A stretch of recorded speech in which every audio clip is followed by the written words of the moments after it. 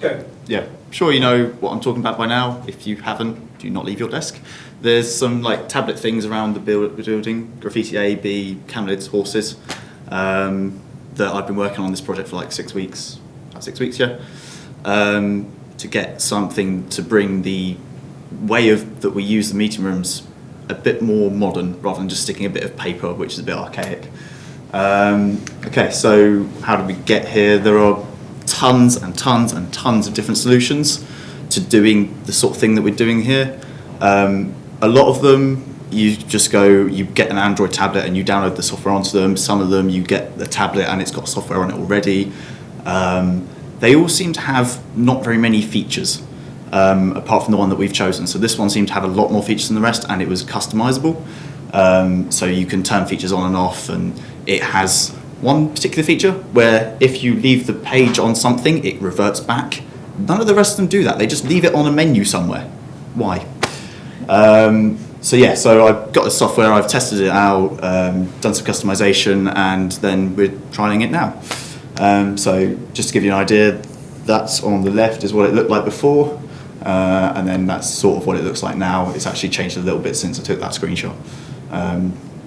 I went and spoke to a couple of the UX people and said, how can I make this better? And the first thing they said was get rid of gradients, because ew. So what can the tablets do? So first off, they'll tell you that the room is free. They'll tell you how long for and what's coming up in the rest of the day. If it is free and you want to use it, you can then book the room.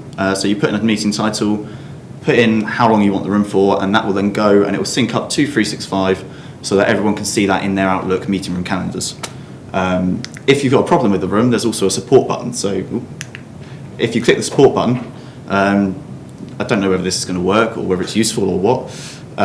Click, say the computer's broken, send that, and it will send up to IS and go, and Corby or someone will come running down and try and fix it for you.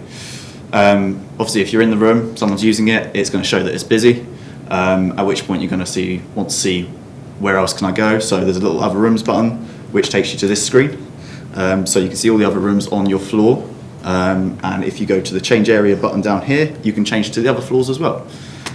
So you can see current, up to like a minute ago, information of where all the rooms around the business are free and where they aren't. And if you click the blue thing up there, you can get up the key to tell you what the things mean and the icons and the AV instructions and all that sort of stuff. Okay, so what they could do, so this is a feature that a lot of people have mentioned to me, is about extending the meetings and releasing the room when they're free. Unfortunately, these come as a package. That double clicks. These come as a package where you have to then have check-in enabled. So you go to a room, you check in, it gives you a code, and then you use that to securely do that function.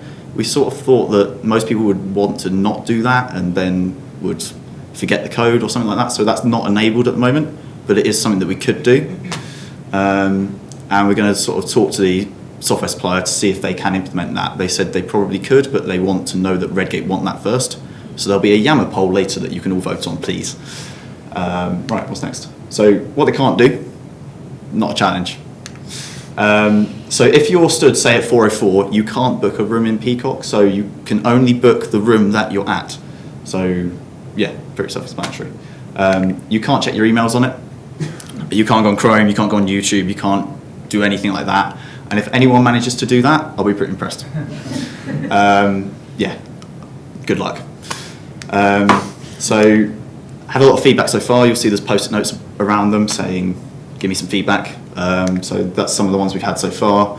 I've been working again, looking into what I can do about them, talking to the software supplier, seeing what we can do, and most of these I've sort of done something about now. I've done something about every day, so that's good. And I just wanted to say thanks to these people because I've sort of been nagging them and bugging them for the last 6 weeks, going, can you help out? And especially John, who has gone and screwed these into the walls for me and then ripped one off the wall and put it back. You'll notice the camelids one was missing for a few days, but I will. Any questions?